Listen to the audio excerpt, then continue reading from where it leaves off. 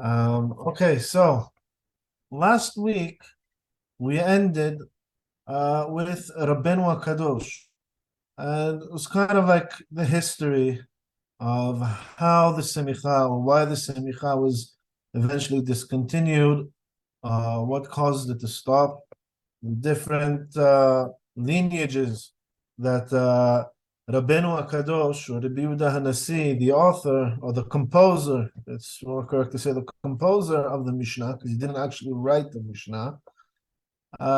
He received tradition from two parallel, in a way you could say, kind of like opposing traditions, right? And that's why really he became maybe the best representative, the best or most qualified to compose the Mishnah, which can reflect the different opinions of the different Hachamim throughout the past generations since the destruction of the temple. Right? We said the first of which even starts earlier with Shimon HaTzadik, who was at the beginning of the Second Temple, but throughout the times of the Second Temple, the destruction of the Second Temple, where that's when the real persecution started, and when the Semicha eventually came to an end. All right, so Misha Batal Bet Din Gadol Raveta Mahloket B'Israel. Right, once the Supreme Court of Israel was basically ended, right? It was canceled, it was annulled, there was no more Supreme Court at this point. We heard the stories about Rabbi Akiva and the persecution that he went through and his Talmidim, right? The Rabbi Akiva, he suffered the loss of 24,000 students. And then he had other students, who some of which also went into hiding because of the persecution. Some of them were also murdered. So there was a real big crisis in Am Yisrael, to the point where the Supreme Court of Israel, which was established by Moshe, basically came to an end. Since that time, Yishabatal Bet Din Hagadol Raveta Mahloket B'Yisrael. Right? This is a time that can be symbolized by an abundance of disputes between the Hachamim. Right? So long as there was the Supreme Court, the Beit Din HaGadol, there were no disputes. And the disputes, if there were a few and far between, and they were settled by the court itself. And then we reach a period of the Zugot, the pairs, right? Ending with Hillel and Shammai. And throughout the 5 generations of the Zugot, there was one dispute that was kind of carried on from generation to generation until the times of Shammai and Hillel, where that one dispute turned into 3 disputes. Now, we're talking about after Shammai and Hillel, after the end, basically, of the Supreme Court, there's an abundance of mahlokot, many mahlokot among the Hachamim. זה מטמא ונותן טעם לדבריו, וזה מטהר ונותן טעם לדבריו. Right? A person comes to a question to the Hachamim, one Hacham says, yes, this is pure, and this is the reason why, the correct reasoning, and the other Hacham standing next to him will say, wait a minute. No, it's not pure, it's not tahor, it's tameh, and this is the reasoning why. And they each have their own reasoning, one to say it's mutar, one to say it's asur, one to say it's tahor, and the other one says it's tameh, and they each have their own reasoning why that should be the halacha. Right? Ze oser v'ze matir. One says it's forbidden, one says it's allowed. Shnei hachamim or shnei batei dinin shenechleku shelo bizman Sanhedrin. Right? If there were 2 hachamim or 2 different courts, minor courts, that they had a dispute, they had a disagreement on a halacha, not during the times of the Sanhedrin, right?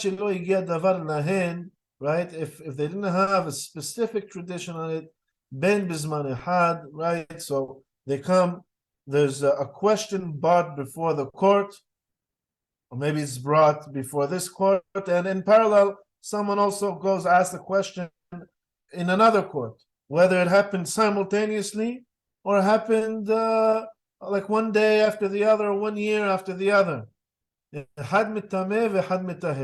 So one court will say, yeah, it's mutar, or it's tahor, and the other one will say, no, it's asur, or it's tameh.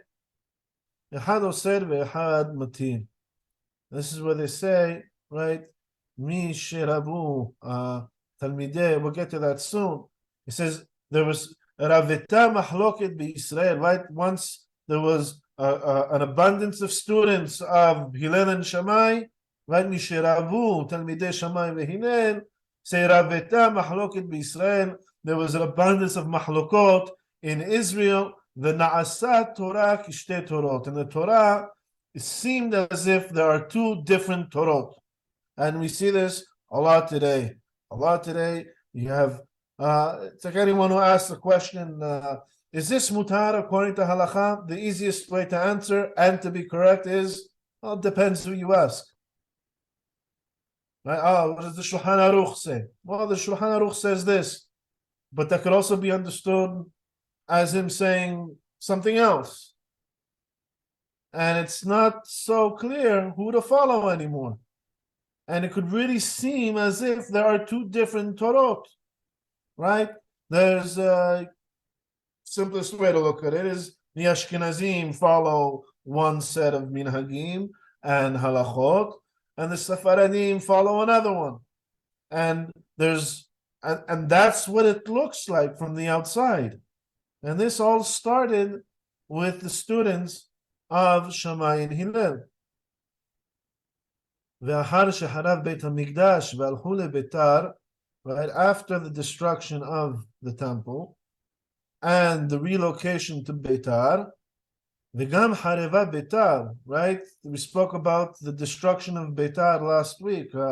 That's where the revolt of Bar Kochba eventually was put down, was in Beitar. That was their capital, and it was completely destroyed, even worse than destruction of the temple. V'nitpazru hachamim az lecholzad ve'eved, and the hachamim then they were dispersed. They all left. They all fled to any direction they could. Uba'avur elu hamehumot. And because of all these persecutions, like Gezerot, V'tilaot, and all these crises, and all these everything that befell the Jewish people, Shayu Bezmanahu, right, that happened in those times, Lo Shimeshu HaTalmidim Kol Sorchan V'terev HaMachloket B'Yisrael. He says, because of all of that, the students that were around then, they didn't get the opportunity to really learn everything to complete their education from their masters, right? So they learn the Masorah, they know the Halachot, right? They're Talmidei Chachamim. However, it says Lo Shimeshu HaTalmidim. Anyone know what that word means? Shimeshu HaTalmidim. Ever hear that word? Anyone know what a shamash is? Or even like in the Hanukkah, we light a shamash. What is the shamash? What is the purpose of the shamash? It's a subordinate or servant. A servant, exactly. Exactly. It's a servant. Rav, the word Rav in Hebrew doesn't, we say rabbi, we say Rav Zera, right? We say he's a rabbi, Rabbi Yehoshua, Rabbi Akiva. Rav means master. And it's a twofold kind of master. It's one, he's a master in the same way we say someone who has like a master degree in something, or a doctorate or professor. they're masters of their area of study. They're masters of halacha. But a real student is also a servant to his master. It's called Rav and Talmid, right? And one of the most important parts of being a student of the Hachamim is not just listening to his lectures, but it's also following him around and helping him out in everything he does. Because we're not just learning what's mutar and what's asur. We also want to learn what's the proper way to conduct yourself. And that's something you can always, it's more like a master and an apprentice. All right, so it says, Lo shimeshu talmidim kol tzorchan. Doesn't say that the talmidim didn't study everything they need to study. Right? We have a rule. It says, in order to be a hacham, it's not, we say, lomdim mipi sofrim, velo mipi sefarim. It says, in order to be a hacham, you don't acquire your wisdom from books, but you acquire it from scholars. Meaning, you can read the entire Jewish library, but if you don't have someone to properly teach it to you, who learned it from someone who taught it to them, not just as data and information, but as a way of life and how to practice the Torah, then you're not considered a proper hacham. You can't reach that level. By the way, another thing to point out, everybody may have heard of the term Talmidei Hachamim, right? What does Talmidei Hachamim mean? Student of the scholars.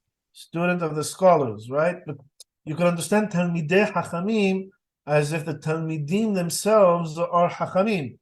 What's the singular a way to say Talmidei Hachamim? Does anyone know? Talmid Hakam. Sorry, say that again. Talmid Hakam? Single? Talmid Hacham. That's what everybody says. Talmid Hacham. What does that mean, Talmid Hacham? Who is the Hacham? The sages. So you could say either he's a student of a sage, or you can say that the student himself is Hacham, is wise or intelligent. Right? The old Sephardi way to say Talmidei Hachamim in the singular form is Talmid Hachamim. Talmid is in the singular form. This a student, not students of the sages, a student of the sages. Because you can't evolve into becoming a Hacham if you haven't learned from many different Hachamim.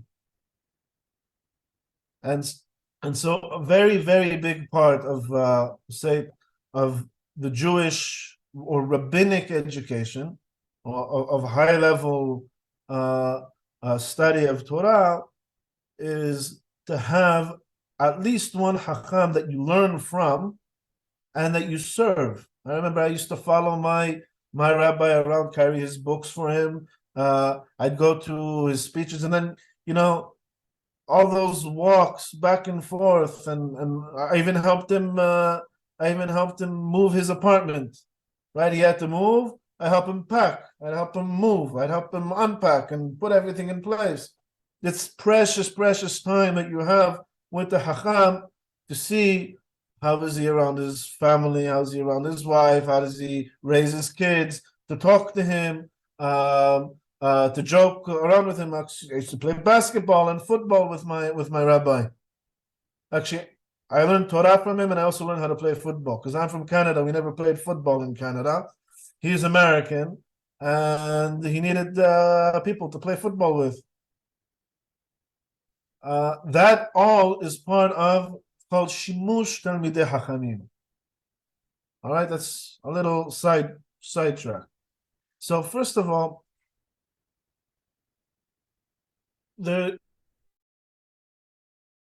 it's a famous it's a famous quote from the Talmud that says, "Misheravu talmidei Shammai, Misheravu talmidei Shammai veHillel, shelo shimeshu kol sorchan, raveta machloket beIsrael." Right? As the students of Shammai and Hillel became, more and more of them, more numerous, then there are also more and more disputes among the Hachamim. The way most people understand that is either, or it says Sheloshim Mishu Kol Tzorchan, that they didn't complete their studies. So we say, oh, why is there so many mahlokot? Well, because it could be, okay, so there was persecution and stuff, and therefore they didn't have the opportunity to study all of the information that their teachers had to teach them. All right? That is, so maybe there are certain things that they didn't cover, certain halachot that they didn't learn. All right? That is called the more conventional understanding of that phrase. However, it doesn't say shelo lamedu kol sorchan, that they didn't study. It says shelo shimeshu kol sorchan, that they didn't serve their masters enough. They didn't have enough opportunity to really learn from their masters beyond what we would call today the written text, or the line of the law. So he says this phrase, "Inyan davar ze barur me'od." This is something that is very clear. Ki shnei anashim shehem shavim behavana u'v'iyun u'v'yidiat ha'kilalim. But if you take two different people and they all say that they learned everything, all the material, and they're both very, very deep thinkers, and they know the rules, the Yud Gimel Midot, they're masters of the Yud Gimel Midot, and you come to them with a question, and they could find the text in the Torah shebichtav and apply either Gezerah Shava or one of the other of the 13 Midot, and derive a halacha from there and instruct you. All right? The very, very advanced students. שלמדים מהם, but לא תהיה ביניהם מחלוקת במה שלומדים באחת המידות בשום פנים. Right? Then they're very, very advanced and very deep, and they have very strong logic. Like we say, great minds think alike. They would most likely arrive at the same conclusion. ואם תהיה מועטת. And if there is some sort of dispute, it will be, far and few between. Because great minds think alike. כמו שלא מצאנו מחלוקת בין שמאי והלל אלא בהלכות אחדות. Same way as between Hillel and Shammai themselves, we only find very, very few disputes, right? We said there was three in total. לפי שדרכי לימודם בכל מה שהיו לומדים אותו באחת המידות, היו קרובים זה לזה.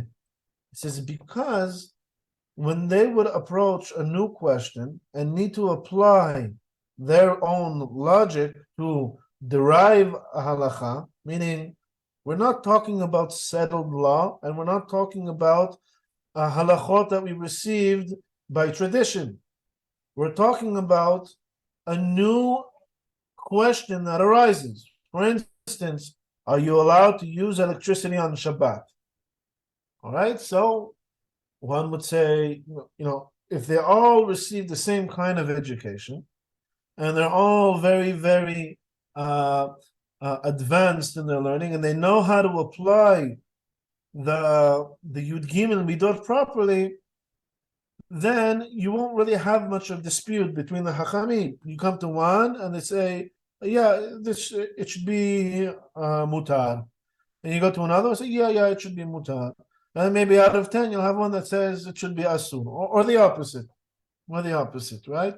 But there'll be more or less a consensus between them, because they all have the same kind of logic and the same kind of experience in how to apply the rules.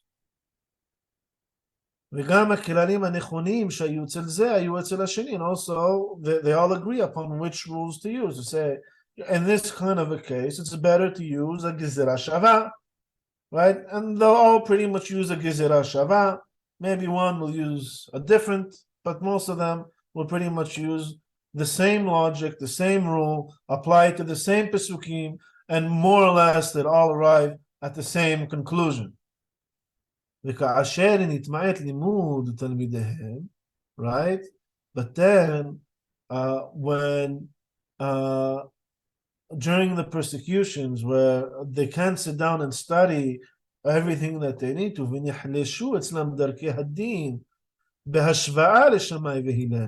right? And then the next generation of students who don't have that opportunity to fully learn from the experience of their masters, not just the letter of the law, but from their experience on how to apply the rules to new questions, right?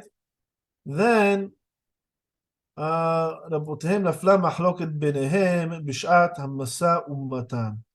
then they would have that would increase the amount of disputes between the Talmidim.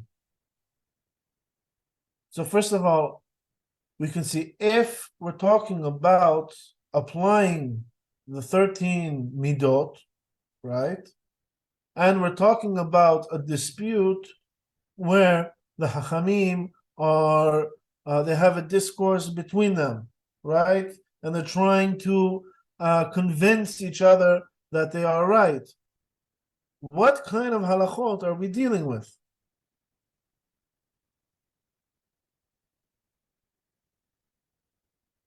Yeah, there's a few categories, right?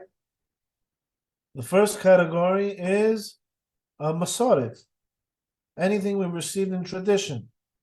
We're not dealing with any of these. Any of the mahlakot that came afterwards, right, because of Misherabu, Talmidei Shamai Hillel, none of them had any disputes on whatever was already previously settled.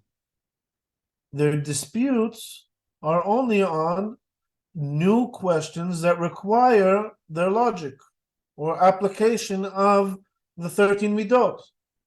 Because over here now that they haven't all studied, right, or we say they haven't learned the experience required from their masters on how to apply the midot, then they each apply different midot to the same question, maybe using different portions of the Torah shebichtav to prove their point, using different logic, and therefore arriving at different conclusions. And each one arriving at a different conclusion, now they have a dispute, and they need to work very, very hard in order to convince each other that they are right and to arrive at some sort of consensus. Each one is rationalizing according to his own logic. Right? And in accordance to the rules that maybe he studied better. One of them, they're studying from his master how to apply the different rules, and he only managed to learn how to apply gezerah shava. And then his master went into hiding, and he went into hiding somewhere else. And a different student learned how to do not a gezerah shava, he did a kal vachomer, and he became master in kal vachomer. Now you ask these two students a new question. One is definitely going to apply gezerah shava, and the other one is definitely only going to apply kal vachomer. So they're going to have two different rules that guide their logic. And so they will arrive at two different conclusions. And you can't hold them responsible for that, right?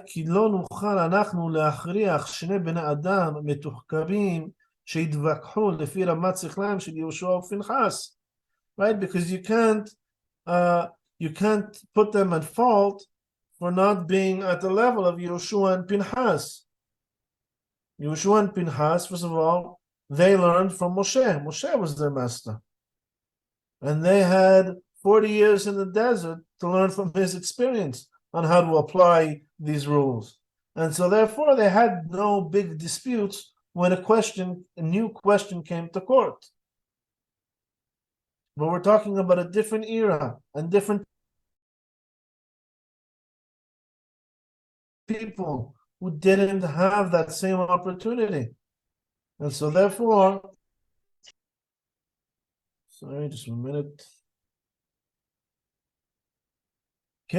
וגם אין אנחנו רשאים לפקפק במה שנחלקו בו, and also we cannot we cannot cast doubt on the questions that they had a dispute on.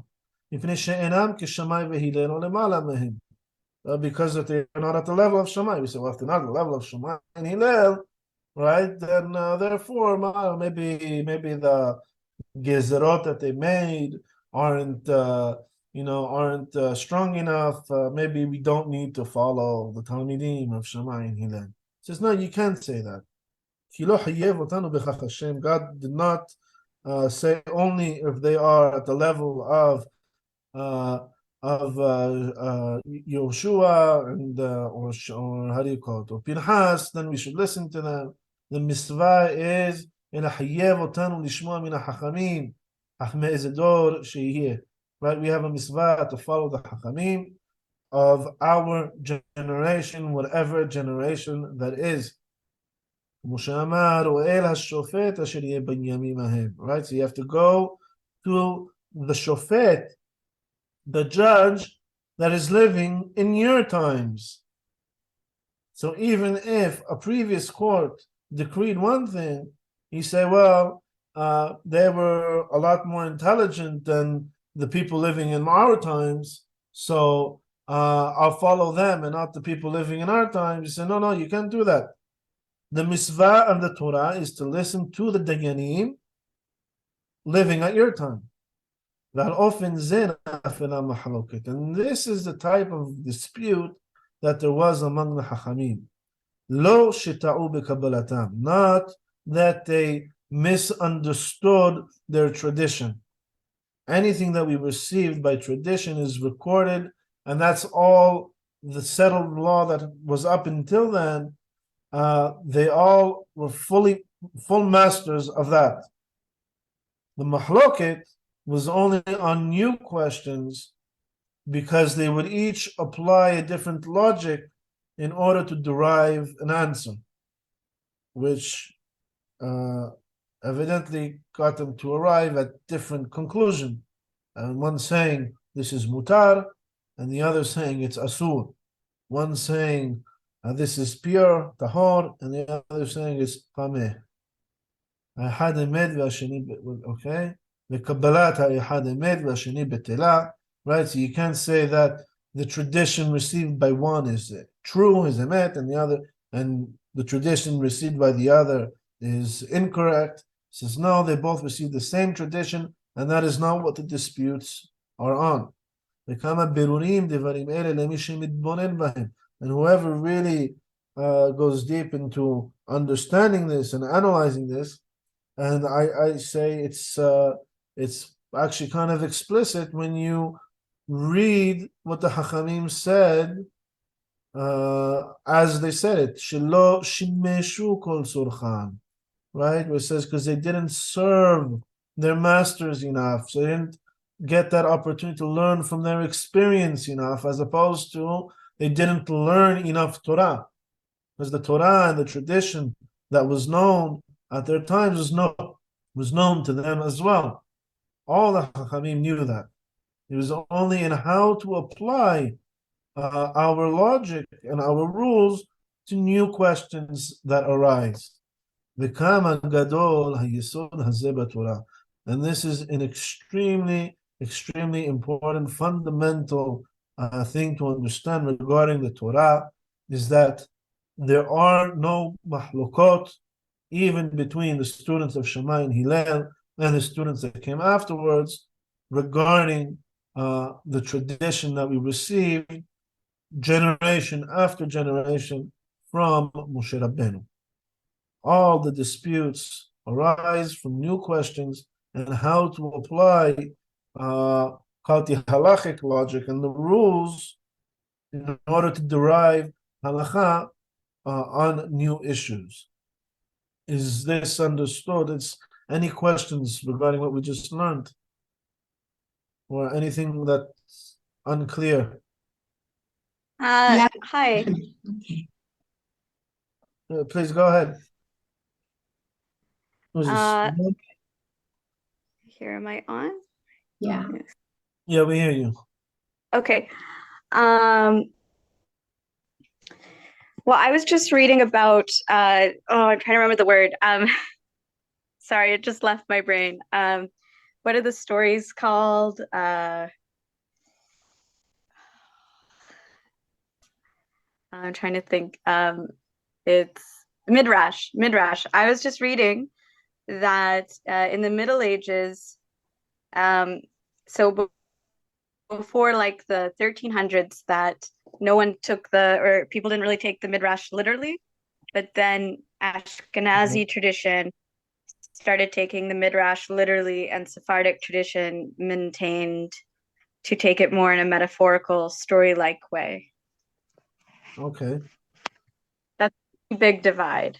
I don't know enough about it, but it seems like a really huge theological divide. Okay, so you're saying why the Torah may seem like two different Torah today, even when it comes to understanding a simple story brought in the Talmud, which I don't know if you were in previous classes that we actually studied in Midrash.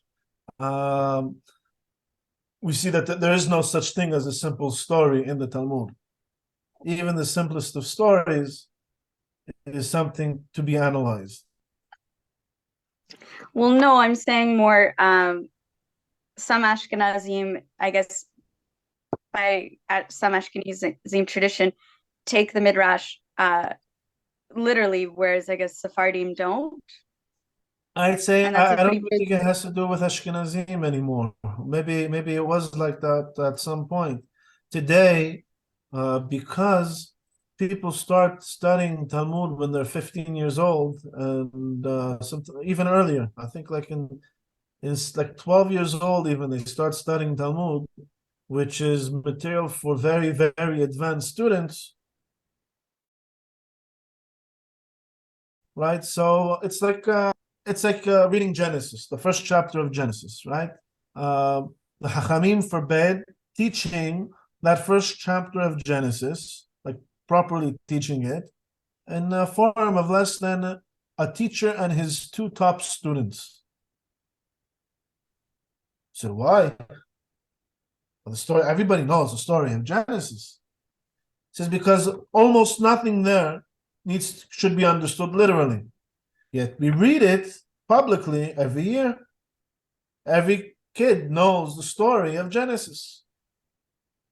Right? So the stories brought in the Talmud and all the Midrashim, they're also that same type of literature. Today, when you learn Genesis as a kid, everything learns it in kindergarten. On the first day, God made light. Right? On the second day, He separated the waters. On the fourth day, He created the sun and the stars. Right? If you stay at that level of understanding throughout your whole life, because you never went deeper into it, then you can believe also any kind of miraculous or bizarre story that would be brought later on, either in the Torah or in the Nevi'im or in the Midrashim. So I think what you're talking about is an infliction of our generation in general, and not necessarily Ashkenazim and Sephardim.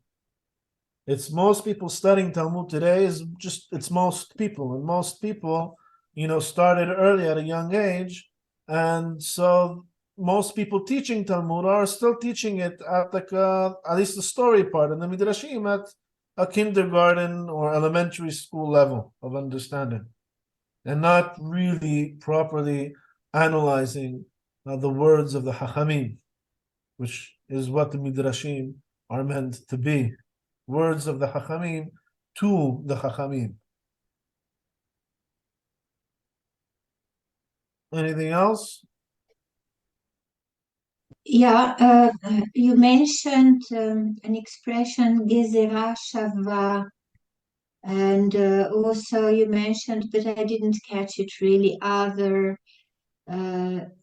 Is this what does it mean, this expression, firstly? Okay, so those are some of the 13, we said there's 13 midot, right? 13 tools in the Chacham's toolbox to apply to the written text in order to derive a halacha. One of them is gezerah shava. It's if you see a sentence, a verse in the Torah, and another verse, describing one law, and you see another verse somewhere else describing a different law, and they also have some sort of same terminology between them. And so the Chachamim say, well, if they have the same terminology, we'll do a gezerah shava, and we'll say some of the rules that apply to this mitzvah also apply to this one. That's one of the 13 kilalim that we have. The question is, which one of the 13 should you apply to this new question? So back when everyone were able to really, have a full apprenticeship from their master and learn from their experience in court, then they would learn how to apply, on which klal to apply to what kind of case, and therefore most of them would already have a consensus in advance on what the law should be in this new instance that came to court. However, now, since they didn't have that opportunity, each one would apply a different logic and a different rule.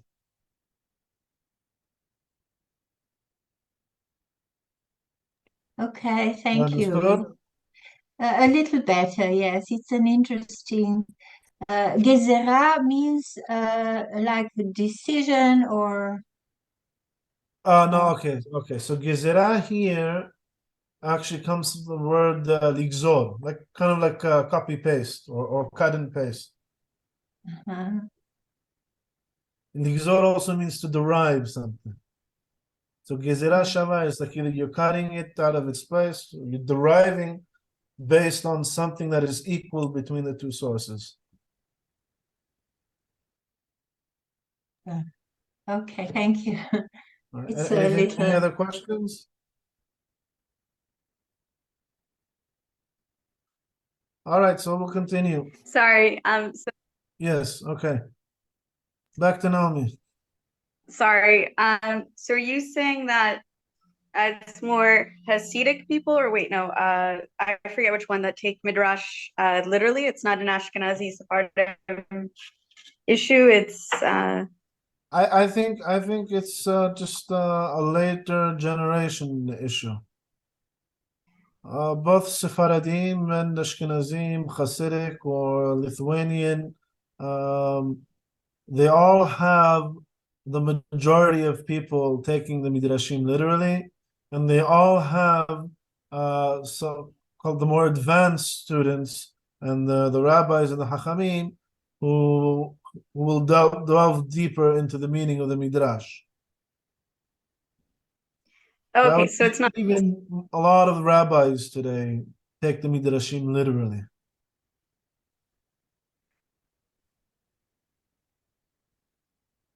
And this is a bad thing? In my opinion, it's a mistake. Okay. And it's mostly Hasidic people in the Hasidic tradition? I don't know if it's necessarily mostly Hasidic. They have a lot of it, that's for sure. I don't know if it's particular to the Hasidic sect. My rabbi used to say this. He used to say the Talmud was written by the Hachamim for the Hachamim. Right? If you're not one of the Hachamim, you have no issue studying Talmud. It's very, very advanced learning. and it's not definitely not elementary school level. I don't know why the Israeli educational system or the religious Israeli educational system insists on teaching it already in elementary school. It's not lo shayach. So what happens is when you have a lot of not hachamim studying the Talmud, they also interpret it in a not hacham way.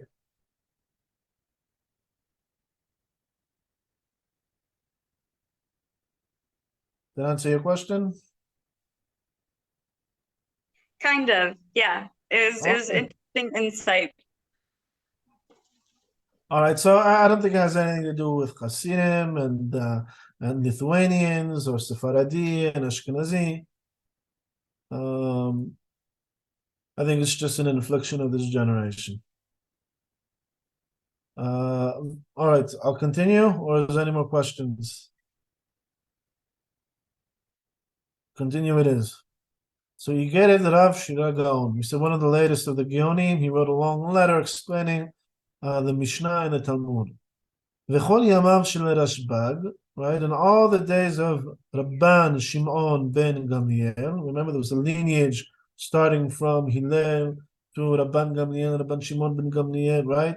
All the way down to Rabbenu HaKadosh. Kol yamav shel Rashbag, the father of Rabbenu HaKadosh, which was Rabbi Yehuda HaNasi, the composer of the Mishnah. Gidel Rabbenu HaKadosh beno leTalmud Torah. Right, so he raised Rabbenu HaKadosh in the ways of Talmud Torah. He educated him, and he was his master and his father. So he had, he had a great opportunity to study from one of these great Hachamim. Veshimesh Rebbi Otam Hachamim. And Rabbenu HaKadosh, right? We're ending a period now of severe persecution where the Talmidim don't have the opportunity to really serve their masters and learn from their experience. And we say now, Rabbenu, he's referred to as Rebbe, or Rabbenu HaKadosh, or Rabbi Yehuda HaNasi. Those are all the same person. Right? Shimesh Rebbe Otam HaChamim. Rabbenu HaKadosh was able to serve his father, Rabban Shimon ben Gamliel, and the other Hachamim in his generation. We saw earlier, last week, that V'hu ben me'aviv, right, and he received Torah from his father, and also Mirbi Elazar ben Shamua u'Mirbi Shimon Havero. This is Rabbi Shimon, the student of Rabbi Akiva. So Rabbenu HaKadosh was in a very unique position. One, because the persecution wasn't severe anymore. And we'll see also, they were entering a period of relative peace. And Rabbenu HaKadosh had that opportunity to really study Torah and serve the Hachamim of his generation. V'halachot ha-mishnayot lamad mehem, and he learned all the halachot that were later incorporated into the Mishnah. V'ka'asher malach acharei aviv, right, and he became the head of the court after his father. Hayu etzlo bnei otan hachamim, right, so the sons of all those hachamim made up his court. Rabbi Ishmael, Rabbi Yosef, right, the names of the Chachamim in his time. Rabbi Ishmael, he was, we'll see, he was a very important figure. We'll get to him soon. Rabbi Yosef, Rabbi Yehuda, Rabbi Yaakov, Yishkvar Chitiya, Talmidim Acherim, and many other Talmidim. He also had a lot of Talmidim, such as Rabbi Hiya. Anybody hear of Rabbi Hiya? So Rabbi Hiya, he wrote something called the Tosefta, which is printed at the back of every edition of the Talmud. It's like an extension to the Mishnah. So Rabbi Yehuda HaNasi, he wrote he compiled the Mishnah, and Rabbi Hiya, he wrote like an expansion to the Mishnah. some more halachot to further elaborate on what his teacher wrote in the Mishnah. ורבן גמליאל ורבי שמעון בנו של רבנו הקדוש, right, and also other חכמים, where he says Rabban Shimon, Rabban Gamliel, Rabban Shimon ben Gamliel, Rabban Gamliel, Ben Shimon ben Gamliel, till we get to Rabbi Yehuda HaNasi, and then his son is already Rabban Gamliel again. בנו של רבנו הקדוש ורבי ינאי, כולם הרביסו תורה הרבה. And all these חכמים in the times of the composing of the Mishnah, not the Chachamim necessarily mentioned in the Mishnah, but we're in the generation of composing the Mishnah, they were able to teach a lot of Torah, and they had their students, and they were able to fully complete their education, and the students had the opportunity to study from them, not just Torah, but also from their experience. Rabbenu HaKadosh hu Rabbi Yehuda HaNasi, right? Rabbenu HaKadosh is Rabbi Yehuda HaNasi, and the son of Rabban Shimon ben Gamliel. Vaya Rosh Yeshiva, and he was also the head of the court. Ki ra'a Hashem it'aleh et oni Yisrael mora me'od, and because God saw the affliction of his nation, Am Yisrael, that they were in a very, very bad state. V'kiyem lehem mikra shekatuv uvhikashenam ya'azru ezer me'at, right? And so he fulfilled the pasuk in there that says, and in their downfall, uvhikashenam ya'azru ezer me'at, they should have still some assistance from God. There's some sort of a spark of light. It wouldn't be complete desolation, but God will intervene and at least give them certain periods of peace. And what happened at that time is Umet Andrianus. Remember, Andrianus was the Roman ruler who destroyed Beitar, who suppressed and put down the revolt of Bar Kochba. Umalach Beromi Antoninus ben Asurius. And after Andrianus, right, there's a new Caesar in Rome. His name is Antoninus, son of Asurius. Vaya ohevet Rabbenu HaKadosh kenafsho. And he loved Rabbenu HaKadosh. He was very good friends with Rabbenu HaKadosh. Rabbenu HaKadosh was also very rich, and he was very well respected by the Caesar, the king of Rome at that time. They were very good friends, and he loved him. The Omrim shegiyero beseter, and some say that Rabbenu HaKadosh actually converted him to Judaism secretly, meaning he wasn't open about his Judaism, but that he respected the Jewish people so much because he loved Rabbenu HaKadosh so much that he wanted to become part. Nobody knows if it's actually true. It's like a rumor. It says Va'omrim shegiyero beseter. V'ayu bimei Rabbenu HaKadosh kulam yamim tovim leYisrael. And at the times of Rabbenu HaKadosh, Rabbi Yehuda HaNasi, the entire time that he was head of the court, it was peaceful time for Am Yisrael. And this is really why there was a great opportunity now to compose what eventually became the Mishnah, but to gather all of the information and all of the teachings of all the rabbis, because they're no longer in hiding. They can all come out of hiding, and they can all collaborate and come forth with this new product called the Mishnah. And he also lived a long life.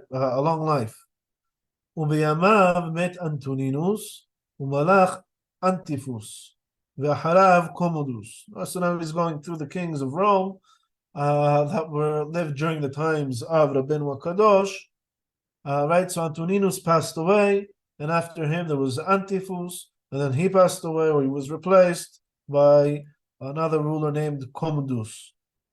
וכולם כיבדו ונישאו את רבנו הקדוש כל ימיו. All right, and all of them, all of those three kings that came consecutively, starting from Antoninus, they all had great respect and held Rabbenu Kadosh in great prestige.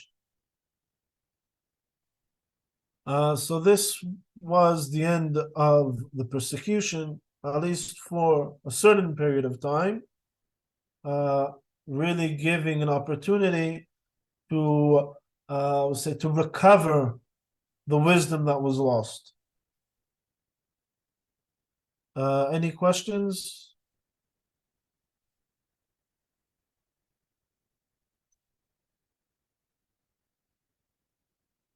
I'm thinking maybe instead of starting a new paragraph, which could be a bit longer, maybe we'll save that for next week. And if there's any questions on what we studied up until now, I guess that could be a good time.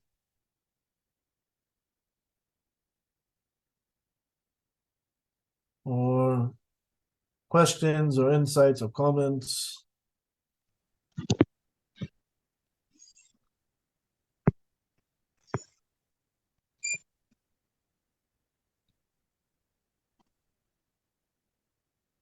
That's it? Nothing? Nobody? Everything understood?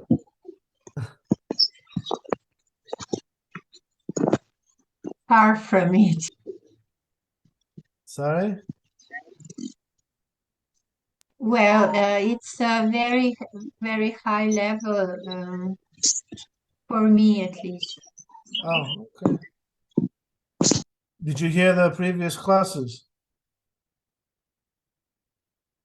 Yes, but there Okay. are so many names and data and so on. It's too much for me. I have Okay, I understand. another. Okay, Yeah. so what I would recommend is not to focus on all, definitely not to focus on dates and not on all the names. But what I would like to pass on, to convey, is at least the historical development of the Torah Sheba'al Peh. All right, so we went from a time where we received the Torah from Moshe and we had a Supreme Court, right, to a time where the Beit Mikdash was destroyed and the people were sent into exile, and they came back from that exile and they built a second temple. All this time they still have a court, a functioning court. Towards the end of the Second Temple era, we already start to see the first disputes between the Hachamim. After the destruction of the temple and the destruction of Beitar, then all the Chachamim, they're running for their lives. Time of horrible persecutions. And then we have an abundance of disputes between the Chachamim. Until we get to the times of Rabbenu Kadosh, who is an important figure to remember. So, important figures to remember, I'd say, going back, we start from Shimon HaTzadik, right? And then, there's Ezra. Other important figures to remember is Rabbi Akiva, Rabban Shimon ben Gamliel, Hillel and Shamai, and now Rabbenu Kadosh, all right? Who's in a time where now there is peace, or call it relative peace, where he's kind of like the president of the Jewish people, and the king of Rome loves him like as his best friend and appreciates him. And this goes on for like about 50 years. 50 years throughout the reign of 3 different Roman rulers. And this, we'll study more about this next time. This is when all the work to gather all of the notes of the Chachamim in order to compile the Mishnah, it's during these 50 years that it takes place. We will learn more about that next week. Does that give you a little bit more seder? Yes, it's like sometimes we how they say Schneerkurs, you make in a few words it opens the door suddenly and you Okay, can excellent. remember better. Thank you. It's my pleasure. My pleasure.